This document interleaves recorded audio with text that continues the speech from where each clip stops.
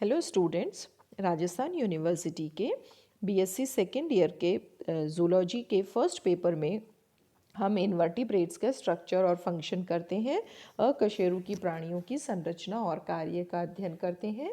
Mollusca संघ में हम सीपिया अर्थात कटल फिश के विभिन्न तंत्रों का अध्ययन, उनकी संरचना व मैकेनिज्म कार्यकी का अध्ययन कर रहे हैं। आज हम सीपिया के कटल फिश के परिसंचरण तंत्र अथवा सर्कुलेटरी सिस्टम का अध्ययन करेंगे। अगर हम सीपिया का सर्कुलेटरी सिस्टम देखें तो इसमें जो सर्कुलेटरी सिस्टम पाया जाता है वह अति विकसित प्रकार का होता है। विकसित से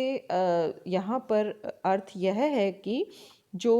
ऑक्सीजनेटेड और डीऑक्सीजनेटेड रुधिर है वो पूर्णतया पृथक रहते हैं।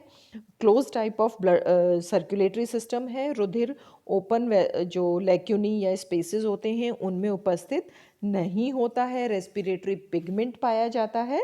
अर्थात इस आधार पर जो परिसंचरण तंत्र है वह बहुत ही अधिक विकसित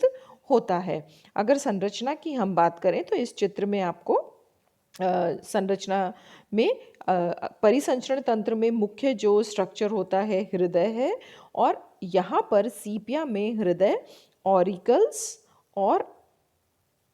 ऑरिकल्स दो होते हैं और वेंट्रिकुलर लोब में विभाजित होता है। ऑरिकल्स लेटरली उपस्थित होते हैं और जो वेंट्रिकल है वो मध्य में होते हैं, और वेंट्रिकल पुनः एक संकीर्णन के कारण दो पालियों में विभाजित रहता है। अब वेंट्रिकल से अग्रभाग की ओर एंटीरियर अयोर्टा या अग्र महाधमनी, जिसे ओरल महाधमनी या मुख्य महाधमनी कहते हैं, और पश्च भाग की ओर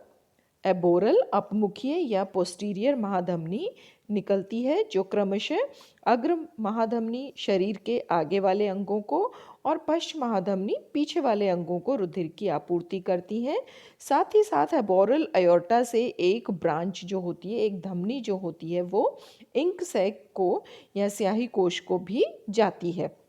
इसी प्रकार से जो ऑक्सीजनेशन के लिए राइट ऑरिकल से एफरेंट ब्रेंकियल वेसल जो है वह प्रारंभ होती है। यह जो वेसल है प्रारंभ में सभी अंगों से वेना कैवा जो वेन्स हैं वो एकत्रित होकर सामूहिक रूप से वेना कैवा महाशिरा बनाती हैं, जो कि किडनी से होते हुए किडनी में जो टॉक्सिक सब्सटेंसेस हैं उनके फिल्ट्रेशन के पश्चात यह वेना कैवा राइट और जो टेनिडियम है उसमें राइट एफरेंट ब्रेंकियल वेसल के रूप में आ जाती हैं, और यहाँ पर यह अधर भाग में एक सैक या कोश के समान संकुचनशील संरचना का निर्माण करती हैं, जिसे कि राइट ब्रेंकियल हार्ट कहा जाता है। तो इस प्रकार से दो प्रकार के हृदय हुए, एक होता है सिस्टमिक हार्ट और एक हो गया ब्रेंकियल हार्ट। ठीक है, जो सिस्टमिक हार्ट है यह पेरिकार्डियल कैविटी में उपस्थित होता है, जबकि ब्रेंकियल हार्ट जो है यह टेनिडिया के अधर भाग में, टेनिडियम के अधर भाग में उपस्थित होता है। इनसे जो ब्रेंकियल हार्ट है इससे पुनः जो वेन है वो निकलकर जाती है ऑक्सीजनेटेड रुधिर को लेकर इफरेंट ब्रेंकियल वेसल के रूप में ये पुनः संपूर्ण शरीर को रुधिर की आपूर्ति करती हैं। तो इस प्रकार इस संरचना से यह स्पष्ट है कि एक विशिष्ट प्रकार का यहाँ पर सर्कुलेटरी सिस्टम पाया जाता है। तो इस आधार पर हम कह सकते हैं कि सीपिया में जो संरचना है, हृदय की संरचना है, जिसमें कि एक वेंट्रिकल है जो दो पालियों में विभाजित होगा, दो ऑरिकल्स हैं जो कि पार्श्वीय रूप से उपस्थित हैं, और धमनी और शिराएं उपस्थित होती हैं। हार्ट पेरिकार्डियल कैविटी द्वारा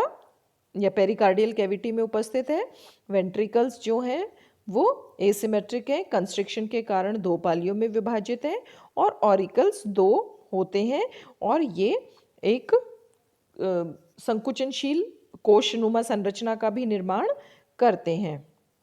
आर्टरीज जैसा कि बताया था, जो वेंट्रिकल है आगे की ओर ओरल एयोर्टा और पीछे की ओर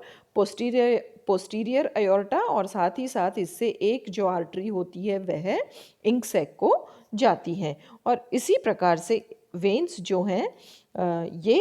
विभिन्न शरीर जो अंग हैं उनसे निकलती हैं, उनकी कैपिलरीज आपस में संयोजित होकर वेन्स बनाती हैं और विभिन्न अंगों से मिलकर जो वेन्स हैं वो वेना कैवा बनाती हैं और ये किडनी से होते हुए फिर एफरेंट ब्रैंकियल वेन के रूप में, वेसल के रूप में टेनिडियम में प्रवेश करती हैं या गिल्स में प्रवेश करती हैं एफरेंट ब्रैंकियल वेन के रूप में। और यही आधारीय भाग पर अभिवर्धित होकर एक कॉन्ट्रैक्टाइल संरचना का निर्माण करती है, संकुचनशील संरचना का निर्माण करती हैं, जिसे कि हम ब्रैंकियल हार्ट कहते हैं। तो इस प्रकार जो एफरेंट ब्रैंकियल वेन है वह गिल्स में प्रत्येक लैमेली में उसकी ब्रांचेस जाती हैं और वहाँ से जो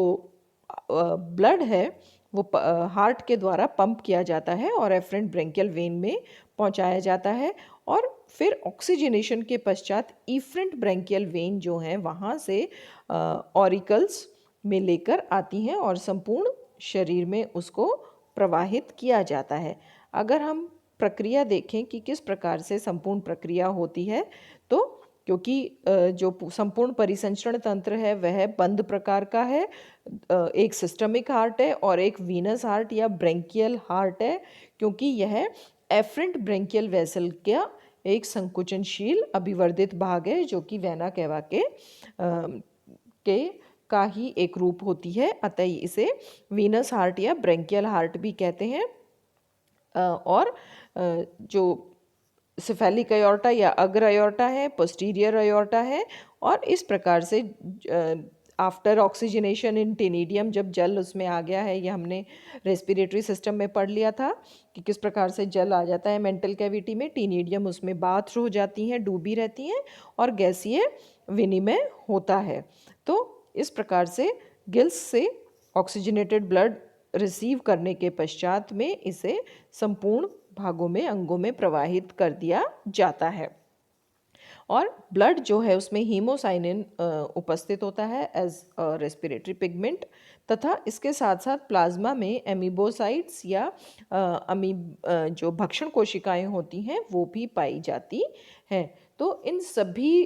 संरचनाओं और विशिष्ट कार्य के कारण जो सिफेलोपोड्स हैं, सीपिया है, उसका जो सर्कुलेटरी सिस्टम है, परिसंचरण तंत्र है, अत्यधिक विकसित प्रकार का होता है। आपको पीडीएफ फॉर्म में ये नोट्स उपलब्ध करा दिए जाएंगे, इन्हें अपनी लैंग्वेज में लिख लेना, डायग्राम को अच्छी तरह से समझ लेना और इनको नोट कर लेना। ठीक है, thank you and have a nice